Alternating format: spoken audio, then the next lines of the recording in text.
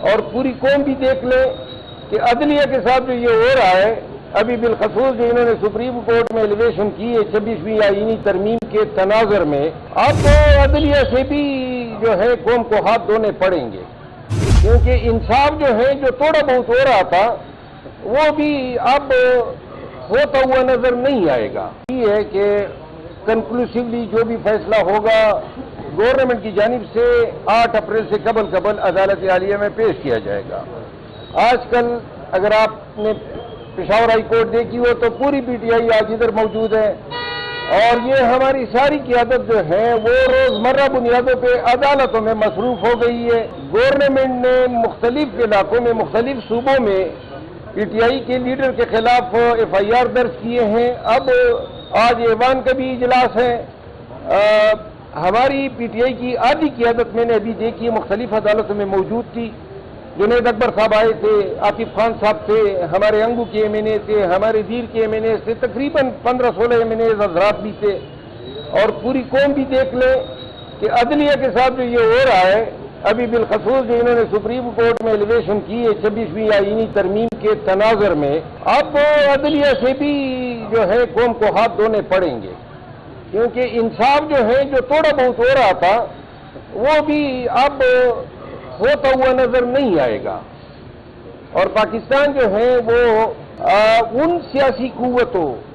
تمام سیاسی پارٹیوں جنہوں نے 26ویں آئینی ترمیم کے حق میں ووٹ دیا، قوم تا ابد ان کو بددعائیں دے گی، کیونکہ انہوں نے پاکستان میں بنیادی حقوق، جمہوریت کی بالادستی اور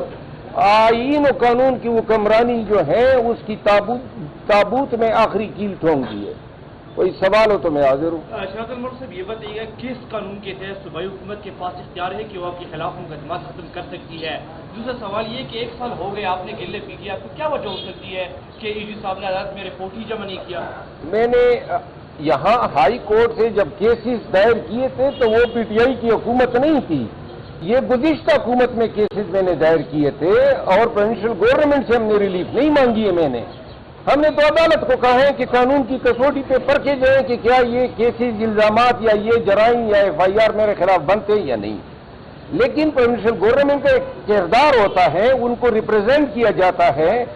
پروونشل گورنمنٹ نے ایک پالیسی اپنائی ہے کہ جو گزشتہ دور میں لغو بے بنیاد مقدمے ہوئے ہیں سیاسی ورکرز کے خلاف وہ وڈرا کیے جائیں گے، لیکن ابھی تک جو ہے اس حوالے سے کوئی چیز بلیک اینڈ وائٹ میں نہیں آئی ہے۔ تو کورٹ نے پھر کہا کہ جو کیسز نہیں بنتے ہیں اور حکومت وڈرا کرنا چاہتی ہے وہ آپ اس پہ حتمی فیصلہ کر کے عدالت کو آگاہ کریں۔ میرے کیسز کی نوعیت دوسری ہے، میں نے تو یہ کہا ہے کہ گورنمنٹ جو ہے یہ آ کے اپنا موقف دے تاکہ ہم ارگو کر لیں۔ ہائی کورٹ میں کویشمنٹ میں حکومت کا ماننا یا نہ ماننا مانی نہیں رکھتا ہے، عدالت کویشمنٹ میرٹ پہ دیکھ کے فیصلہ کرتی ہے۔ تھوڑا سا اپنی جلسے کے حوالے سے بتائیں کہ لوگوں کو خلیج نظر آیا، تو باقی خلیج اس طرح ہے یا نہیں ہے کہ حاجی امین کنڈاپور صاحب اور آپ ایک طرف اور جنید اکبر صاحب دوسری جانب اور مرکزی قیادت جو ہے وہ آپ نے کہا بھی تھا کہ اگر یہ خوش نہیں تھی تو میں نہیں آتا، پھر تو اسی وجہ سے تھوڑا سا بتائیں۔ کوئی پی ٹی آئی میں خلیج نہیں ہے۔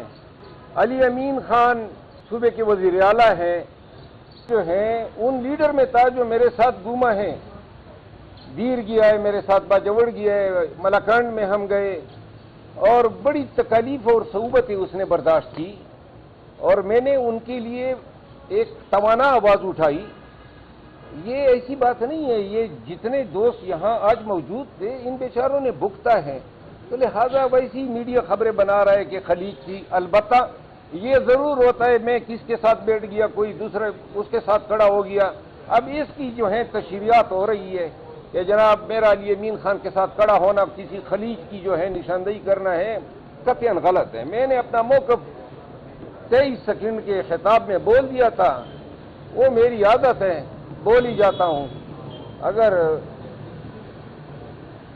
آئندہ کے لیے ایک چیز جو ہے وہ یہ ہے کہ اگر کوئی یہ سمجھتا ہے کہ میرا آنا کسی کے چہرے پہ بل ڈال سکتا ہے یا ماتھے پہ بل ڈال جاتے ہیں تو مجھے بتا دیا کرے، میں نہیں جاؤں گا۔ خیر ہے، ہم آنکھوں سے بولتے ہیں آج کل۔